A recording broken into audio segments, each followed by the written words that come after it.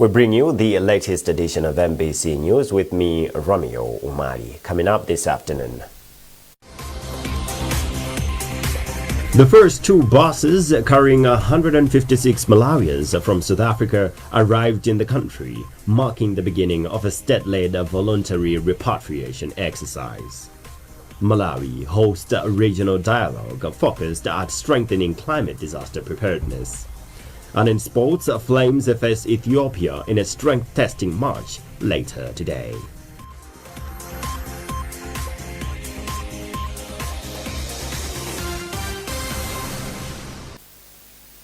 In our first story, two buses carrying 156 Malawians under the voluntary repatriation program from South Africa have arrived at Kamuzu Stadium in Blantyre.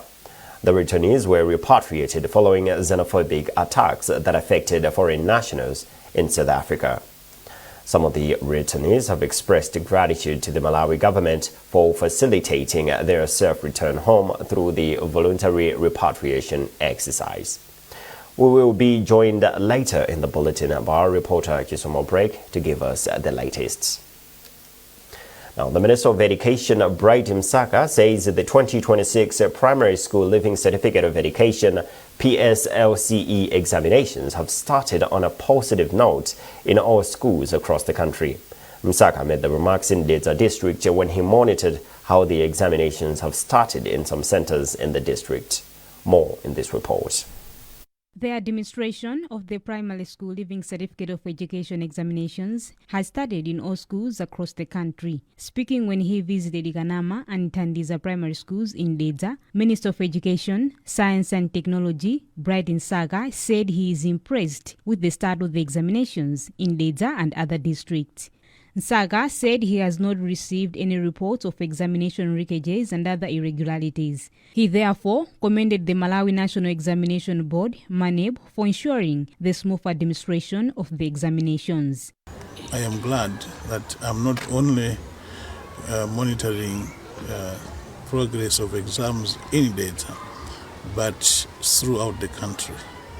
So while I'm here physically, I have been able to receive reports from all the schools in Malawi that the exams have started on time, have started well. They are currently in progress. Our standard 8 students are writing their English paper. Head teacher of Ntandiza Primary School, Maglaudi Katumba, said they did not encounter any challenges, adding that all materials for the examinations arrived on time. So far, examinations have started on a very good note, and we don't have any challenges. We have enough infrastructure as well as managers for examination. So just to say, very short.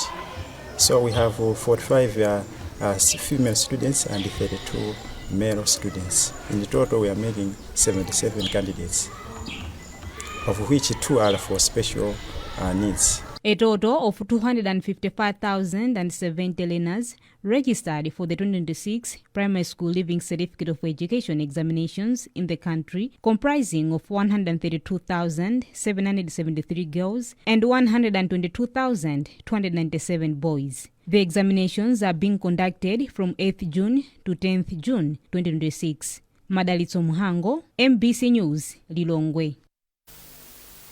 The Independent Complaints Commission, ICC, says it is engaging government on a functional review aimed at addressing operational challenges affecting the commission. ICC Head of Investigations, Zachitika says the review includes plans to establish an independent act by the end of the year to strengthen the commission's mandate and improve its ability to handle complaints effectively. Emmanuel Jubonso reports. The ICC Head of Investigations, Zachitika, says the Commission currently operates under the Police Act of 2010, which limits its role in making recommendations without enforcement powers. He said the situation, coupled with inadequate resources and office space, has affected the Commission's operations over the past 4 years, despite a growing number of complaints. We have to respond to cases in Sanji.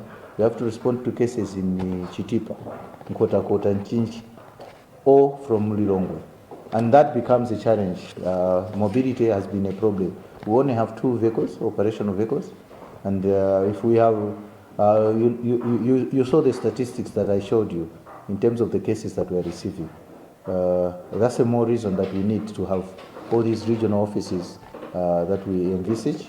The ICC is mandated to receive and investigate complaints against police officers and the Malawi Police Service, including cases involving deaths or injuries resulting from police action, among others. Since its establishment, the Commission has received more than 590 complaints, investigated 268 cases, and is currently handling 324 others. Emmanuel Chikonso, MBC News, Lilongwe. Malawi is hosting a regional dialogue aimed at strengthening preparedness and response to climate-related disasters as countries across southern Africa continue to grapple with the effects of floods, droughts and cyclones. The week-long meeting is expected to develop recommendations on improving data collection and mobilizing resources for disaster mitigation and recovery. McDonald Juwaira reports. Chief Secretary of the Government, Justin Saidi, said the countries in the region continue to suffer significant losses from floods, cyclones and drought, yet available funding remains inadequate to support recovery and resilience building efforts. He further called for stronger regional cooperation and increased resources to address the growing impact of climate-related disasters across southern Africa. We had the Ministers' Conference in Mashingo 14th, 15th May this year. And that's where we agreed that we host the loss and damage meeting here. This loss and damage, we are trying to assess what has been happening. Each and every year, we end up looking for money. We don't get the actual money that will do all the issues pertaining to issues of the floods, issues of the disaster. So we believe that these people are trying to make a plan for the loss and damage to ensure that there's enough resources that we are able to collect from. There are enough resources where they are able to support the challenges that we face, the cyclones that we face. Saidi further said the dialogue comes at a critical time as the countries prepare for potential climate shocks linked to El Niño conditions which could trigger floods and droughts in parts of the region. And SADC Project Coordinator for Disaster Risk Management, Multilateral Engagements and International Engagements in South Africa, Pumes Anchali, said the meeting is focusing on improving data collection and management systems to strengthen disaster preparedness. One of the critical gaps is data management, and because it is fragmented between different sectors, it is not easy to have one common data in one place. So as disaster risk management, we need to ensure that we are able to collect data from the various sources to be able to plan for any eventualities. The regional dialogue is expected to develop recommendations that will help SADC member states improve disaster risk planning and strengthen resilience against climate-related loss and damage. McDonald Chwaila, MBC News, Lilongwe. Doha communities have held the government through the Department of Disaster Management Affairs, DODMA, for swift relief response towards people affected by stormy rains which destroyed their property and houses. Austin Fugula reports. Els Malangwasira from Mponea area narrated that it was last Saturday afternoon when she experienced the stormy rains associated with strong winds. The calamity destroyed her house. When she tried to escape, iron sheets fell on her, leaving her with head injuries. Malangwasira is among people whose houses were destroyed. The disaster resulted in property like electric poles collapsing. Champion Stadium in the district was also not spared from the disaster, as the VVIP section, dressing room and part of the fence were also damaged. The swift relief response from DODMA has received commendation from those affected, including Malangwasira, as well as Member of Parliament for Doha Central Constituency, Annie Chibwana. I'm very much grateful to the government for what they have done for us. We've been given items like maize, beans, food, bells, plates. You know, this is what a person needs in life. So whatever a person needs in life, it's here.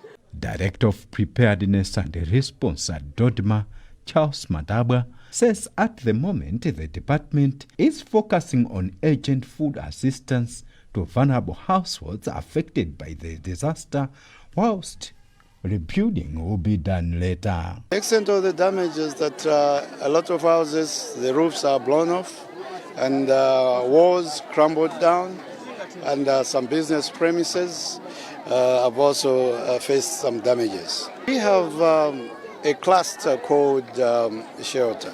We'll consult with them and assessments will be made and we'll see the way forward.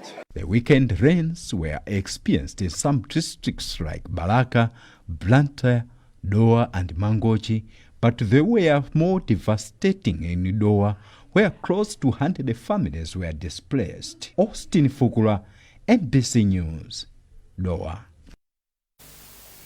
Now we return to our story, the first story actually, where 156 Malawians have been repatriated from South Africa following xenophobic attacks.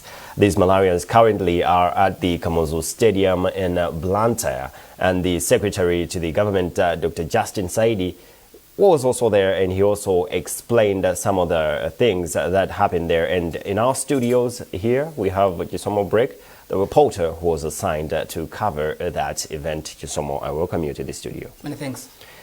So, a lot of Malawians have been repatriated, yes. 2 buses. They started about 2 days ago.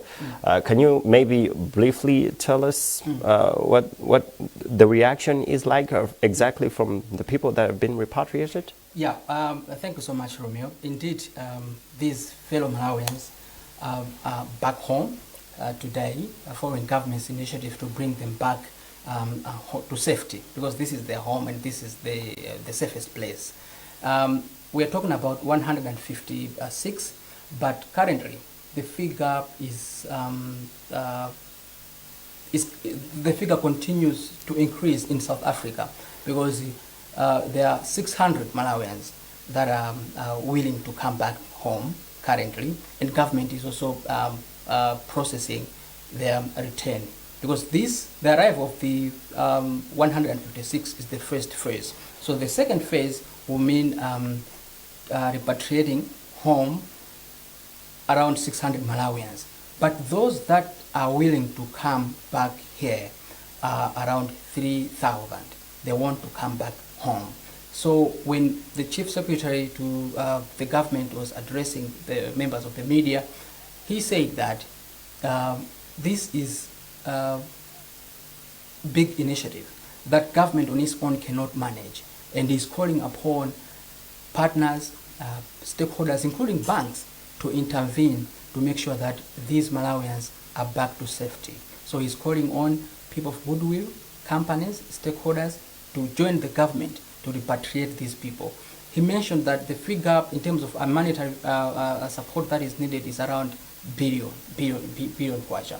So that these people should be back home. Talking about reactions, you know, the figure like 156 people include women and children. So reactions, they have expressed mixed reactions. The first reaction is that they are happy to be home, because this is their home. They're in Malawi. Nobody would be asking them about their passports. Nobody would be asking them about any paperwork, because they are home. Secondly, they are back home, of course, but they are back to zero. They have nothing to do here in Malawi, because their bread and butter was in South Africa, you know. So that's the uncertainty that these people are also expressing. But according to the government, through Chief Secretary Dr. Justin Saidi, these people will be incorporated in the communities. And currently, government is also facilitating some income-generating public works program, and these people will be prioritized to be considered so that they start rebuilding their home, their lives. But most important thing that the Chief Secretary emphasized was the need to repatriate these people to safety. So that was the thing that government was looking forward to start. But moving forward, these people be considered in so many ways. He also mentioned about the CTF, like there's issue to do with women empowerment. He believes that government is going to follow these people because there are procedures. There's paperwork that has been done to identify these people. So once they're settling, government will be going back there to also support them with a lot of support, a lot of resources to build their lives. Now, I want to hear, does the government have any plans that maybe after the xenophobic attacks have ceased or died down in South Africa, perhaps those people might be able to go back there, or they're here for good? We also asked the same question to say that, you know, as I said, in South Africa, that's where they find, like, they live their lives, like their daily needs are met in South Africa. But now, government is looking forward for these people to stay here in South Africa, because the process to stay here in Malawi, sorry, because the process to repatriate them to Malawi is enormous, and it needs a lot of resources. But government is willing for these people to come and stay here, because there are, as I said, there are also, you know, issues like income generating public works. Government wants to continue engaging these people to be beneficiaries. Some of them have skills in their hands. You know, like we talked with Hanif Osman Maritola, a man from Nkhani, who left some 5 years ago. He says he's a driver. You know, so if he's given an opportunity to drive, if he's employed, he can support his family. That's what he's looking forward to. And government wants these people to stay here. This is their home, because xenophobia attacks, in as far as these attacks are concerned, are unpredictable. Now they're in motion. They can just, you know, see just a break for a year or two, but they can even erupt again, because it's unpredictable. They're unpredictable, these attacks. You see, so government wants these people to be here in Malawi for good. Yes. I appreciate Chisomo Break. Thank you so much. That is Chisomo Break, our reporter who was assigned to cover this particular event, and he will be back in our subsequent bulletin. Well, this is MBC News, a reminder of our top stories. The first two buses carrying 156 Malawians from South Africa arrived in the country, marking the beginning of a state-led voluntary repatriation exercise. Malawi hosts a regional dialogue focused at strengthening climate disaster preparedness. And in sports, Flames face Ethiopia in a strength testing match later today.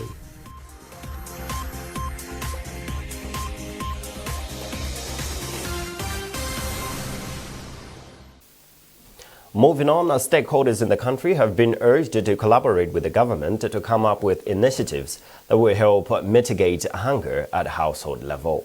United Nations resident coordinator in Malawi, Rebecca Adadonto, said this when she visited farmers from Zigodo village at Nkhani in Mzimba North, where beneficiaries of the Zero Hunger Village project supported by the World Food Programme, WFP, are there. Jackson Sijari with the details. Realizing the food insecurity that some communities are facing, the World Food Programme, WFP, is among others helping farmers at Nkhani to practice agriculture diversification through the Zero Hunger Village project, which among others focuses on providing maize seeds and fertilizer to local farmers to improve their crop production.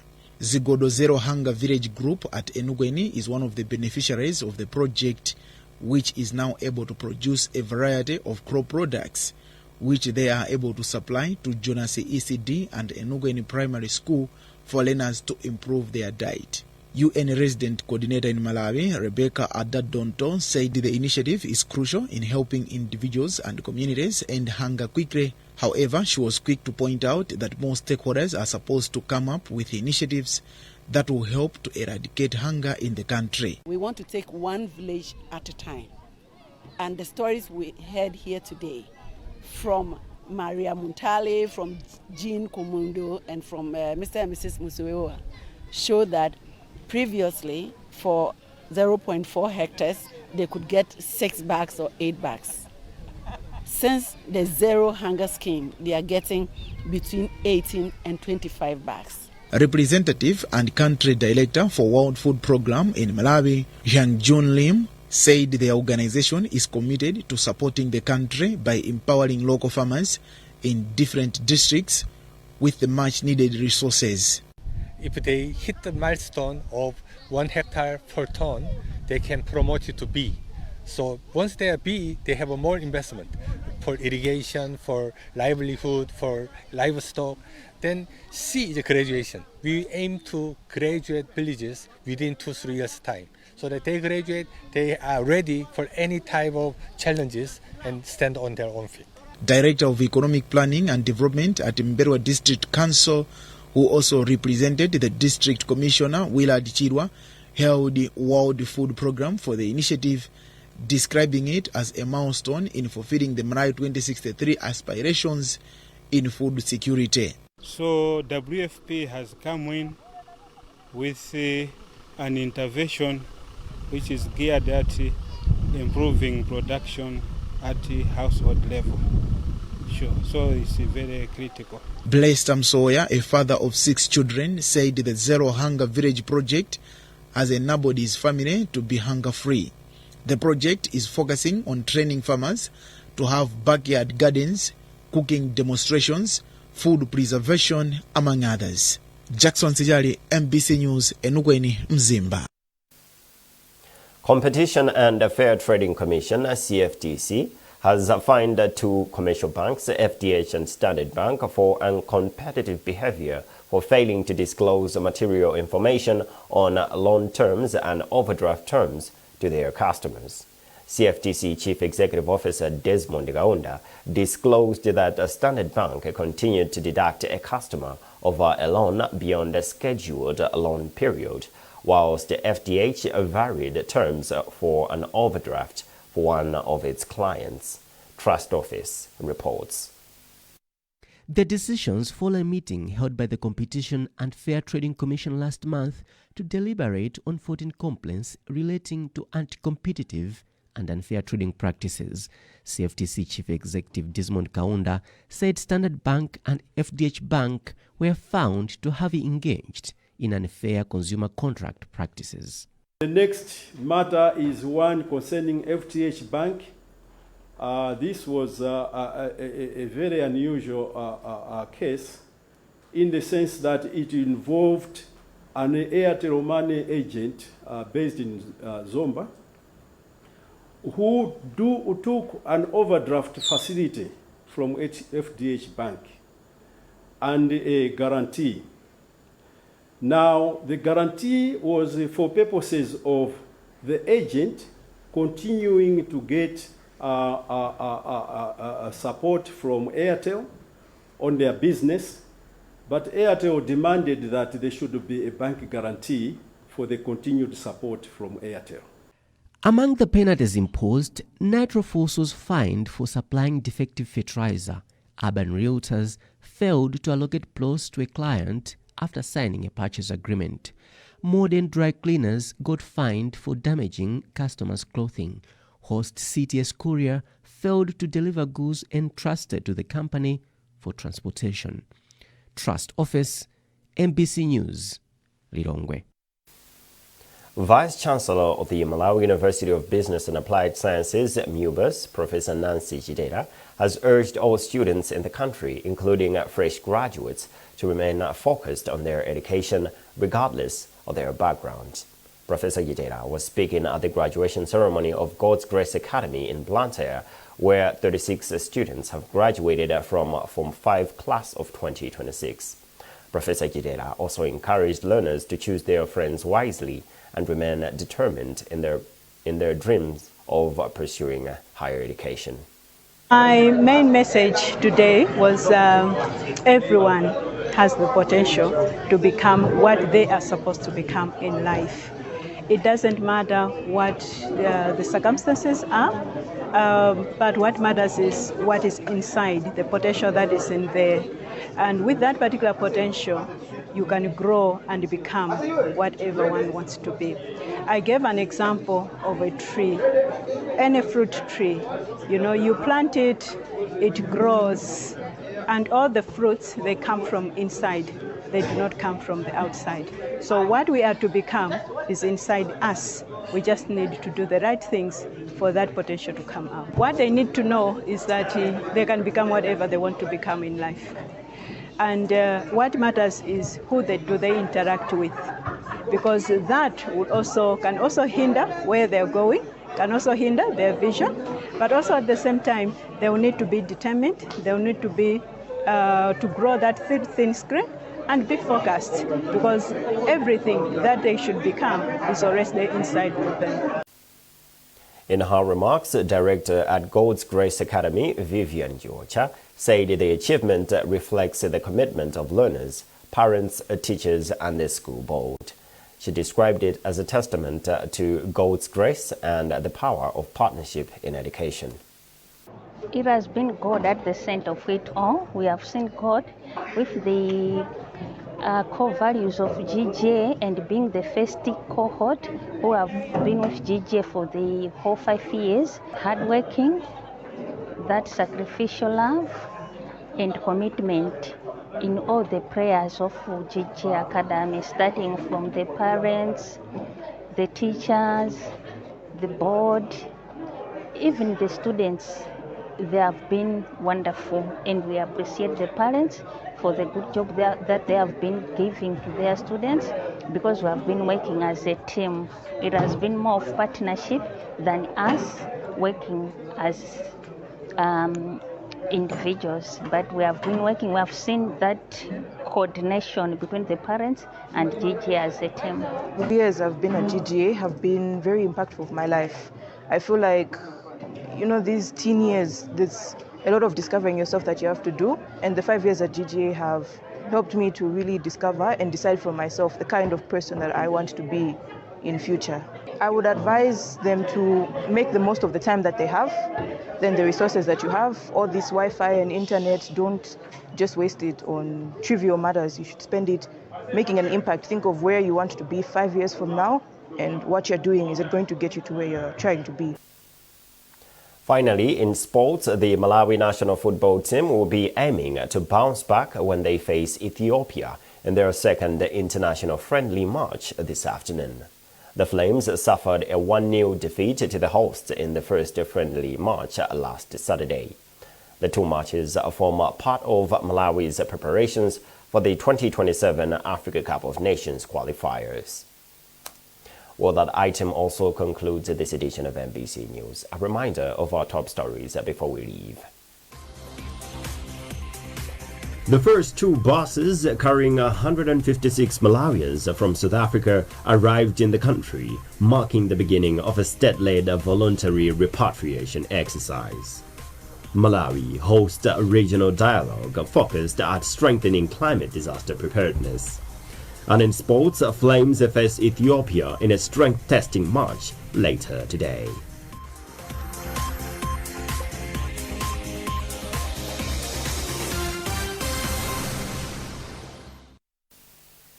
For the latest news, visit our digital platforms by scanning the QR code at the top right corner of your TV screen. You were with me, Romeo Omari. Many thanks for watching and good afternoon.